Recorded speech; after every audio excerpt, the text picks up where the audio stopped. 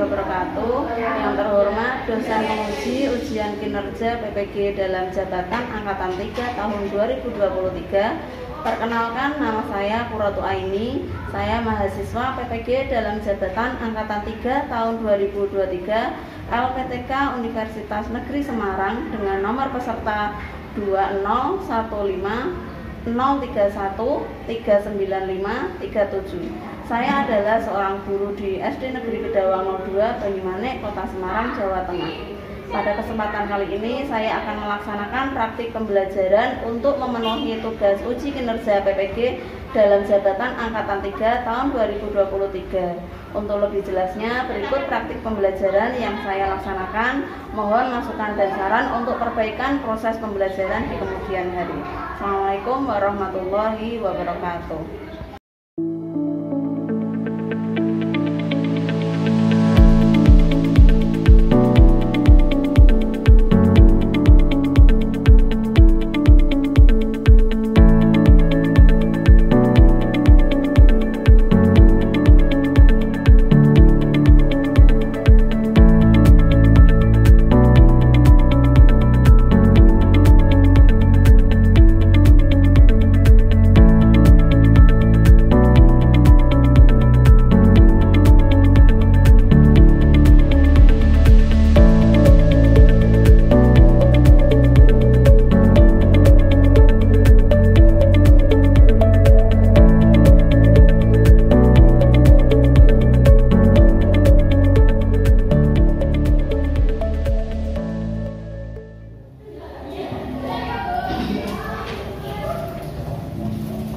Assalamualaikum warahmatullahi wabarakatuh.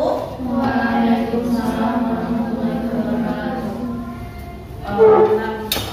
Ketua kelasnya silakan untuk dipimpin doa terlebih dahulu.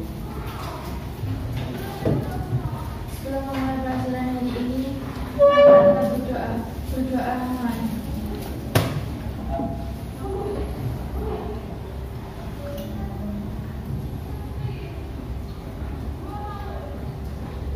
Berdoa selesai.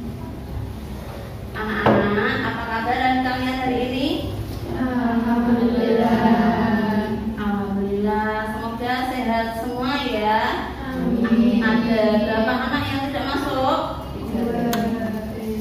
Tiga anak yang tidak masuk ya. Kita doakan semoga teman-teman kita yang berhalangan hadir hari ini semoga lekas sehat kembali dan bisa mengikuti pembelajaran di keesokan harinya.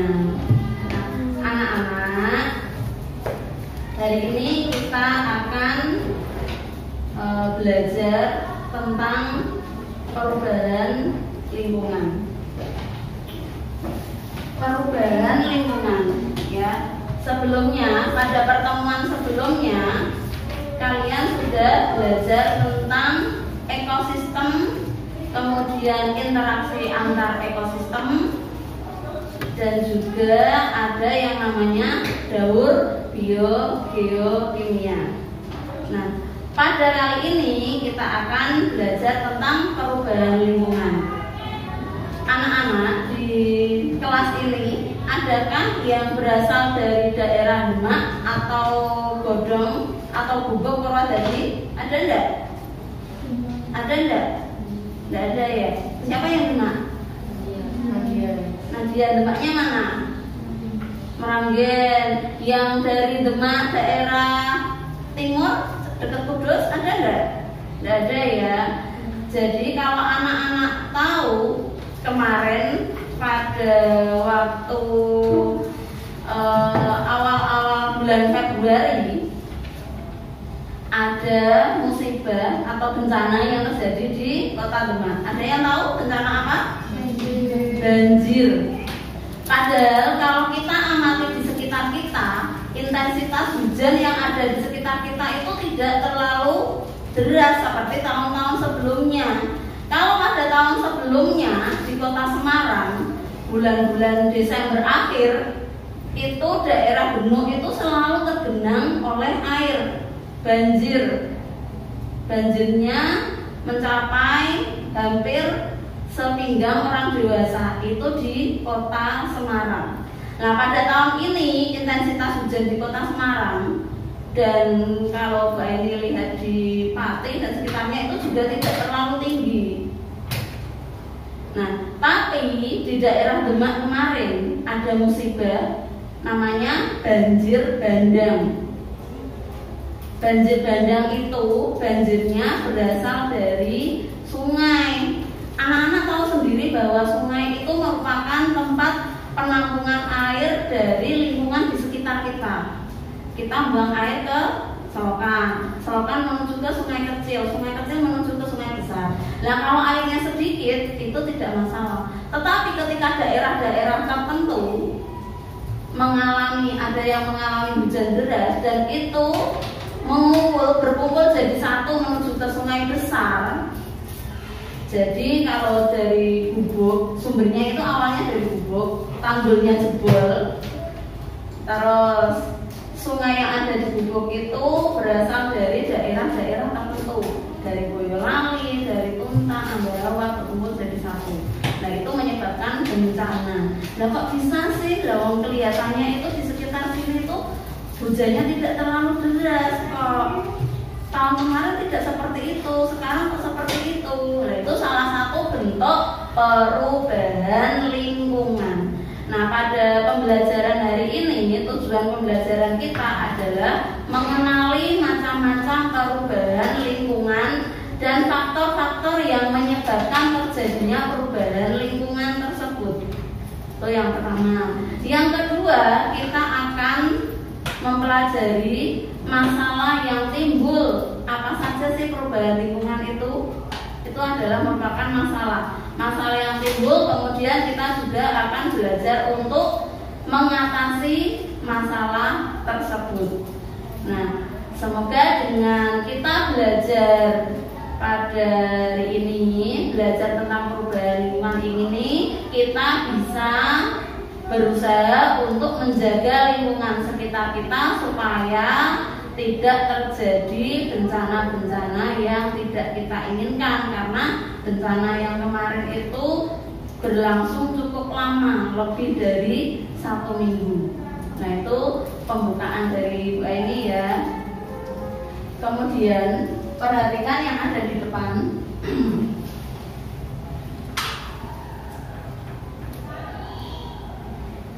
Perubahan lingkungan. Perubahan lingkungan. Apa sih yang dimaksud dengan perubahan lingkungan itu? Coba dibaca bersama-sama. Proses tergabungnya keseimbangan lingkungan karena faktor alam maupun faktor manusia. Nah, itu namanya perubahan lingkungan. Tergabungnya keseimbangan karena adanya faktor alam ataupun faktor manusia. Nah, faktor alam itu contohnya apa sih yang menyebabkan perubahan lingkungan? Apa saja?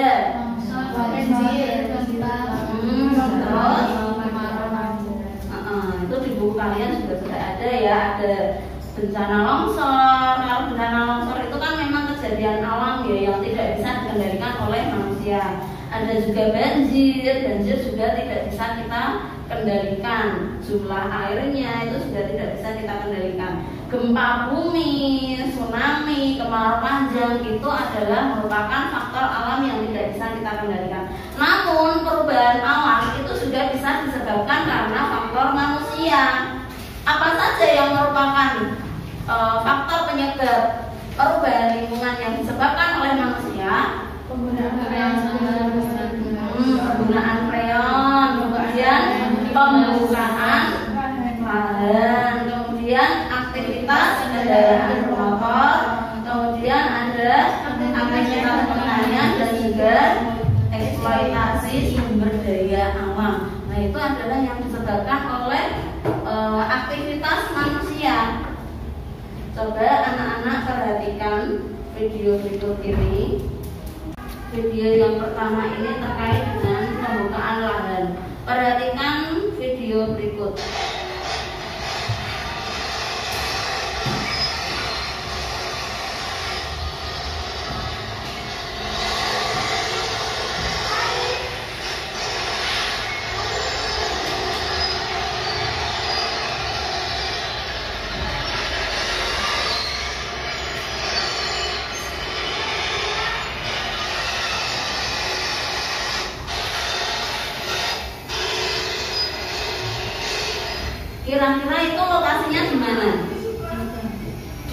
hutan. Yang kalian lihat apa itu? Penebangan hutan dengan menggunakan alat berat, bulldozer. Menggunakan alat berat berupa bulldozer. Kenapa sih kok harus ada penebangan hutan seperti itu? Jadi itu yang namanya pembukaan lahan. Indonesia itu memiliki hutan yang sangat luas. Di Kalimantan, Sumatera, hutan di Indonesia itu sangat luas. Nah, kemudian hutan yang sangat luas itu bagi para pelaku usaha itu merupakan lahan gratis, dianggap sebagai lahan gratis. Mereka mengakui lahan tersebut, mengurus surat-surat dan lain-lain supaya lahan itu jadi milik mereka. Untuk apa? Dijadikan lahan kelapa sawit, untuk menanam sawit, untuk lahan pertanian. Nah, kenapa sih kok harus dirubah menjadi kelapa sawit? Karena apa? Kelapa sawit itu bisa dijual buahnya. Buah dari buah sawit itu bisa dijual. Untuk diubah jadi apa coba? Minyak goreng salah satunya. Yang pertama tentang pembukaan lahan. Yang kedua tentang penggunaan freon. Di sini ada yang pakai AC enggak kamarnya? Pada tahun 1980-an, para ilmuwan menemukan bahwa lapisan ozon yang melindungi bumi dari sinar UV matahari semakin menipis. Penggunaan AC pun sering dikaitkan dengan fenomena menipisnya lapisan ozon ini. Jadi pertanyaannya, apa benar penggunaan AC merusak lapisan ozon? Jika iya, apa solusinya? Halo semua, kembali lagi dengan saya Alexander Asli di Answer. Hari ini kita akan membahas tentang AC atau air conditioner, mesin pendingin ruangan.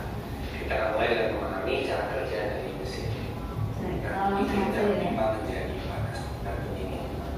Kotak yang terjadi menyebabkan udara menjadi dingin dan cairan pendingin dan pipa menjadi panas.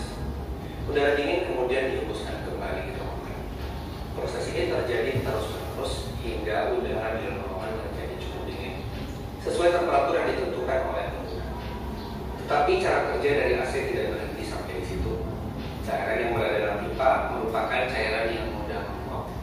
Ketika menerima panas dari udara, cairan tersebut akan menguap dan berubah wujudnya menjadi gas. Gas tersebut kemudian dibawa ke unit AC yang terpasang di luar. Biasanya disebut sebagai kompresor. Nah, di sini udara dari luar akan disedot ke unit kompresor agar mengalami kontak dengan pipa yang mengandung gas. Kontak ini mengakibatkan udara yang disedot menjadi panas dan gas di dalam pipa menjadi dingin dan berubah wujudnya kembali menjadi cairan. Udara panas ini kemudian dihembuskan keluar. Jadi jika saya rangkum kembali, AC terdiri atas dua unit. Seperti itu ya cara kerja AC ya. Jadi ada bagian di dalam mesin AC yang mengubah udara di sekitar kita itu menjadi lebih dingin. Ada yang namanya refrigerator. Refrigerator itu bahan yang untuk mendinginkan udara. Biasanya kalian kenalnya dengan istilah freon. Dan itu tidak hanya digunakan oleh AC saja, tetapi juga kulkas, aerosol. Aerosol itu obat semprot nyamuk. Kemudian obat serangga itu menggunakan aerosol yang ada kandungan freonnya. Nah, itu sangat mengganggu lingkungan. Kemudian yang ketiga ada lagi tentang aktivitas kendali. Indonesia termasuk negara dengan polusi udara yang tinggi. Polusi yang lezat mempunyai efek berbahaya atau beracun pada lingkungan. Apakah kalian tahu bagaimana polusi mempengaruhi badan kita?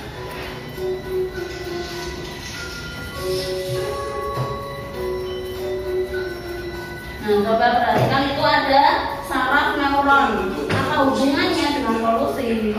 Wind source, di mana polutan berasal dari satu sumber seperti emisi pabrik. Yang kedua adalah non-point source, di mana polutan berasal dari banyak sumber seperti mobil. Terdapat dua jenis polutan, di mana polutan primer adalah polutan yang dapat menyebabkan kerusakan secara langsung atau bereaksi di udara untuk membentuk zat yang rusak, dan polutan sekunder, di mana polutan terbentuk sebagai hasil reaksi antara polutan primer dan komponen udara. Tiga organ utama yang dipengaruhi oleh polusi udara adalah tiga organ yang sangat penting, paru-paru, Polutan di udara adalah molekul-molekul kecil yang dapat dengan mudah masuk ke dalam tubuh di saat kita bernafas. Mereka dapat menyebabkan inflamasi di paru-paru yang dapat mengakibatkannya kehilangan kapasitas dan mengurangi fungsinya seiring waktu. Penumpukan polutan ini dapat menyebabkan penyakit pada paru-paru kita seperti asma, emfisema, bronkiolitis, bahkan kanker. Terlebih lagi, molekul ini bisa masuk ke aliran darah, seperti membuat jantung kita stres dan bekerja lebih keras untuk berusaha menyediakan tubuh dengan jumlah normal oksigen. Molekul-molekul ini bisa menyebabkan inflamasi dan obstruksi pada pembuluh darah, yang bisa juga menyebabkan stroke jika pembuluh darah yang terlibat berhubungan dengan otak. Selain itu, molekul-molekul ini bisa memecahkan blok yang sudah terbentuk sebelumnya di pembuluh darah akibat pola makan yang tidak sehat dan mengakibatkan blokir pada pembuluh yang terlibat. Hal ini dapat seperti itu ya, bahayanya polusi udara bisa mengganggu otak. Nah, di sekitar kita, kalian lihat sendiri di jalan raya itu banyak sekali kendaraan bermotor, motor, mobil, dan kendaraan-kendaraan yang lainnya. Kalian kalau tinggal di Semarang Bawah, jalan-jalan ke Semarang Bawah, di jalan yang ramai kendaraan, itu kalau lama-lama di situ tuh kalian merasa pusing karena ada polutan yang masuk ke dalam tubuh kita sehingga mengganggu kerja paru-paru, jantung, otak. Nah, seperti itu. Dari video yang kalian saksikan hari ini, yang kalian lihat hari ini, ada beberapa permasalahan yang kita akan coba untuk diskusikan, selesaikan masalah tersebut sesuai dengan apa yang kalian pahami. Coba kalian berlatih untuk kreatif dalam membuat solusi atas permasalahan yang ada di situ. Di sini ada berapa anak?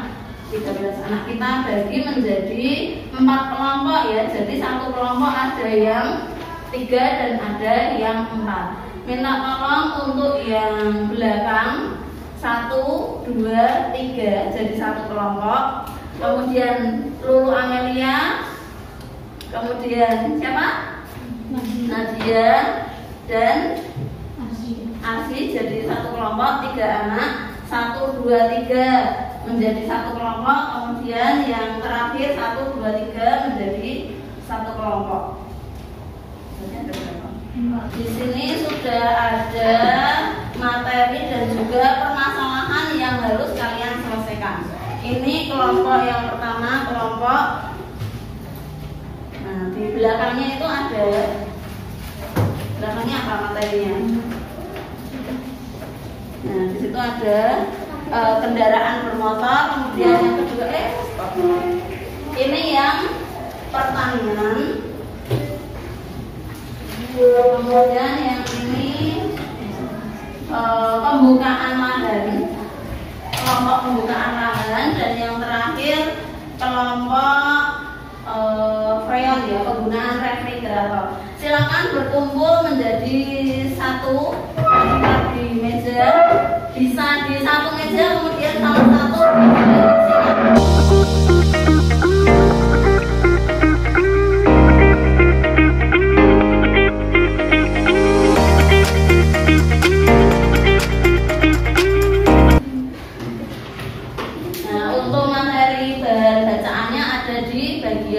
belakang. Boleh dilepas supaya teman yang lain bisa ikut membaca dan mencari jawaban atas permasalahan yang ada pada LKPD.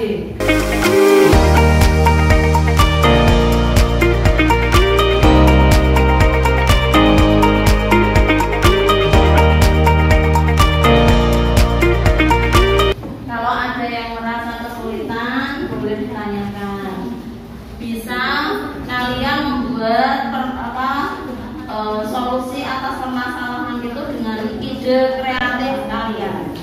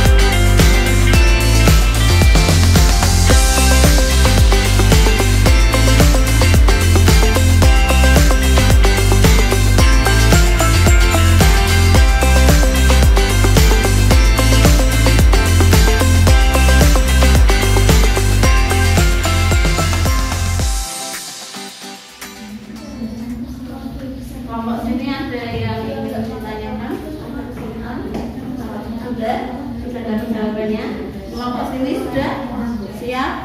Oke, kelompok sini sudah. Nah, kita apa ya? Kelompok 1, kelompok apa? Pertanian 1, pertanian yang sini. Kendaraan bermotor 3. Pembukaan lahan kelompok 4, kelompok freon. Oke, sudah selesai semua. Siapa yang mau maju duluan untuk melakukan presentasi? Nah, silakan kelompok freon maju duluan.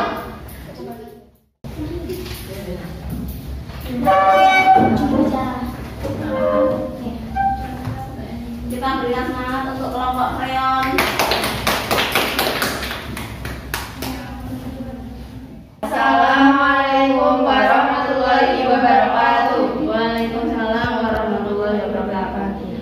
Kami dari kelompok freon yang terdirikan saya sendiri Alvita Zaria, Saya Anissa, Arifis Christian Rum, akan mempresentasikan jawaban dari perubahan lingkungan yang disebabkan oleh freon. Pertanyaan pertama. 1. Zaman sekarang banyak sekali orang yang menggunakan peralatan elektronik di rumah yang menggunakan freon sebagai salah satu bahan yang bisa dimanfaatkan sebagai bahan pendingin ruangan, kulkas, dan bahan aerosol. Penggunaan freon atau refrigeran ini semakin marak dan hampir setiap rumah terdapat pendingin, baik berupa lemari es maupun pendingin ruangan. Yang pertama, menurutmu apakah penggunaan refrigeran berbahan freon ini akan berdampak bagi lingkungan?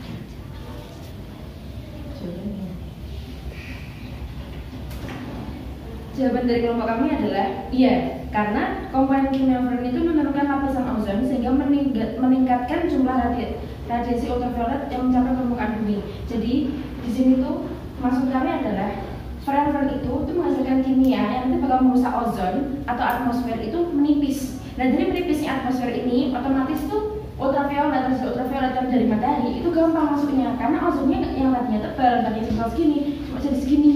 Kalau segini kan banyak tuh yang bolong-bolong, tipis banget. Jadi langsung tuh ultravioletnya masuk, kita yang tadinya terbiasa enggak terpapar sama ultraviolet jadi terpapar.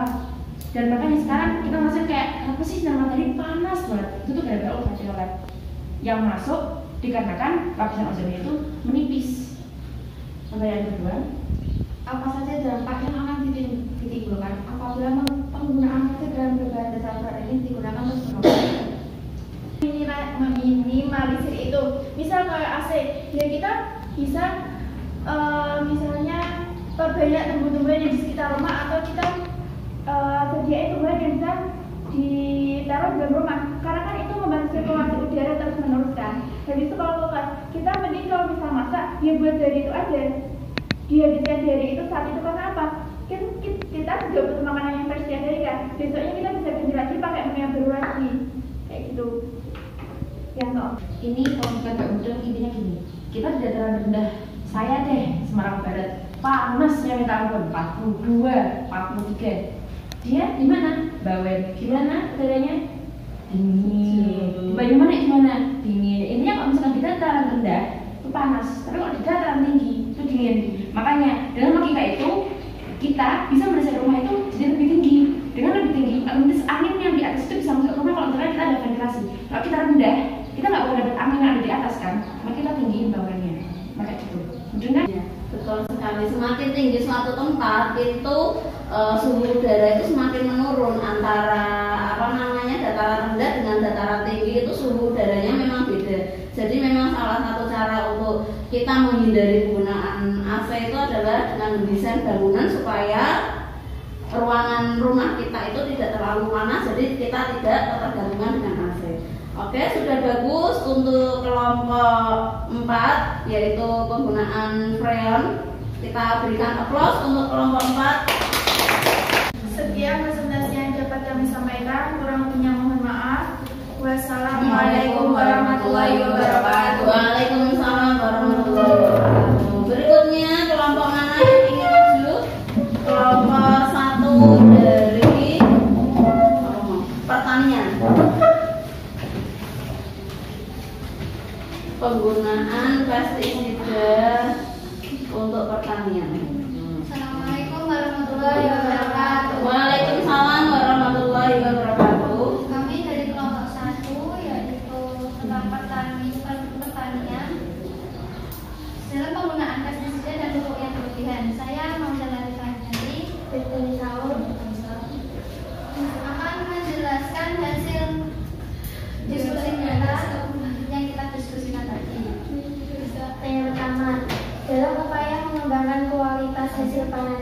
petani seringkali menggunakan pupuk kimia untuk menunjang nutrisi bagi tanaman agar mampu tumbuh dan berkembang dengan baik, sehingga menghasilkan kualitas hasil panen yang maksimal. Pertanyaan pertama, menurutmu apa dampak yang ditimbulkan dari penggunaan pupuk dalam jumlah yang melebihi batas? Dampak yang ditimbulkan dari penggunaan pupuk dalam jumlah yang melebihi batas akan menimbulkan kerusakan tanah pada area yang luas dan mengancam ketahanan pangan nasional.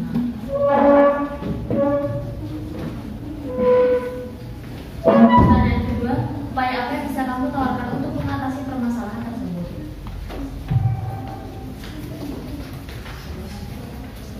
Upaya yang bisa mengatasi masalah tersebut yaitu 1. Menggunakan pupuk dengan tidak berlebihan. 2. Dianjurkan jika menggunakan pupuk alami supaya dari bahan-bahan makanan yang diolah seperti pupuk organik. 3. Selain itu harus perhatikan pemakaian pestisida yang berlebihan dan mengaruhi kondisi tanah dan air. Jadi penggunaan pestisida yang berlebihan itu bisa berdampak pada tanah karena kan itu kan pestisida disemprotinnya ke daun-daun. Nah, otomatis bakal jatuh ke tanah. Kalau di air bisa menjadikan pencemaran air. Ikan-ikan yang ada di dalam situ bisa mati. Tapi kalau tanah, nanti tanahnya jadi bisa rusak. Silakan kelompok lain, adakah yang ingin ditanyakan? Apa itu pestisida? Pestisida itu bahan kimia yang digunakan untuk mengusir hama-hama yang biasanya digunakan pertanian. Betul, pestisida itu bahan yang digunakan oleh petani supaya hama itu pergi, tidak mengganggu tanamannya sendiri. Sudah cukup? Kita berikan aplaus untuk kelompok 1, tepuk tangan.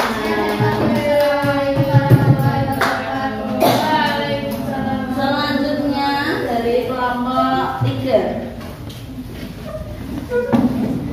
Kelompok 3 ini membahas tentang pembukaan lahan ya.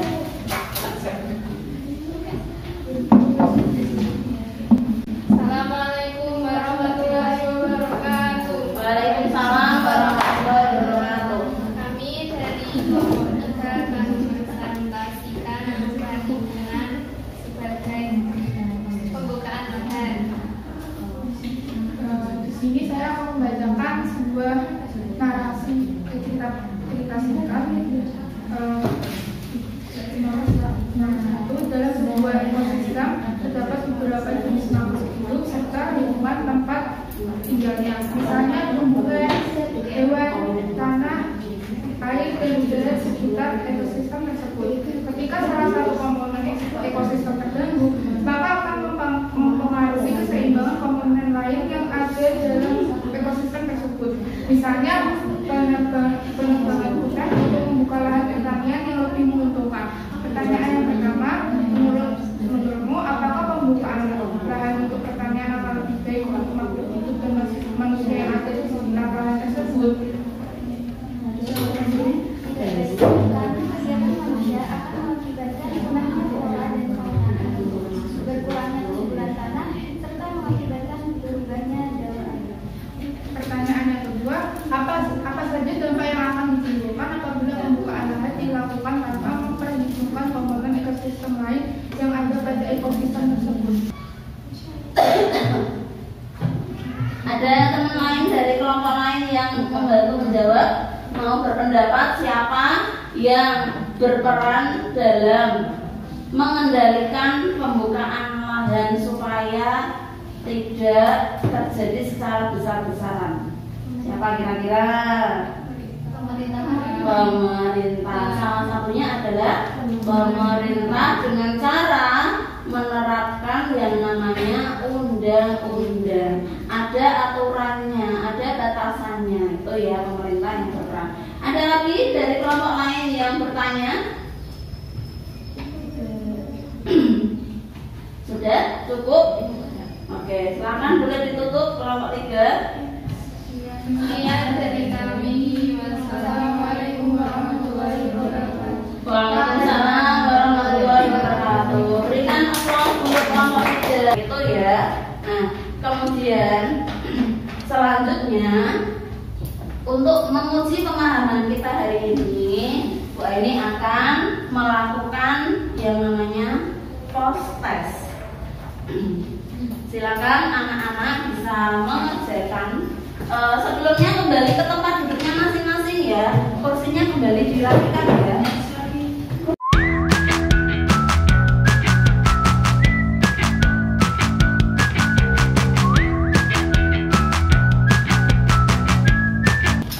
Silakan bisa dikerjakan. Di situ hanya ada 5 soal.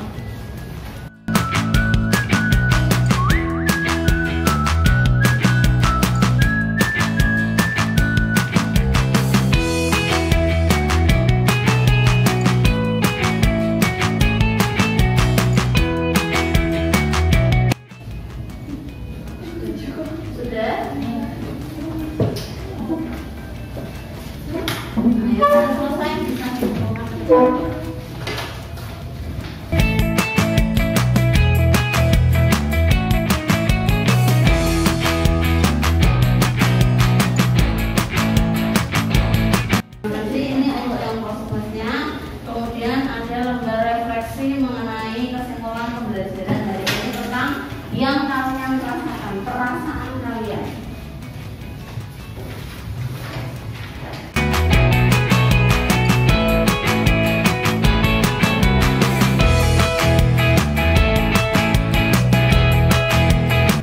Dijawab sesuai dengan yang kalian rasakan hasil pertama.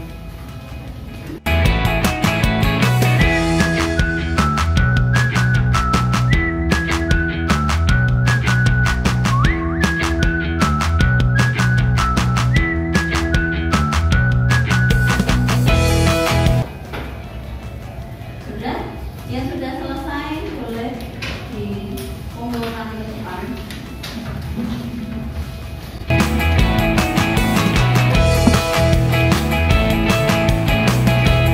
Oke anak-anak, untuk pembelajaran kita hari ini sudah selesai. Untuk pertemuan berikutnya kita akan belajar tentang pencemaran lingkungan. Nah, nanti silakan disiapkan di rumah untuk membaca materinya terlebih dahulu supaya anak-anak bisa mendapatkan pengetahuan sebelum kita melakukan pembelajaran di kelas. Oke, untuk pertemuan hari ini cukup sekian. Bisa kita akhiri dengan berdoa dipimpin oleh ketua kelas. Sebelum kita mulai, kita berdoa mulai.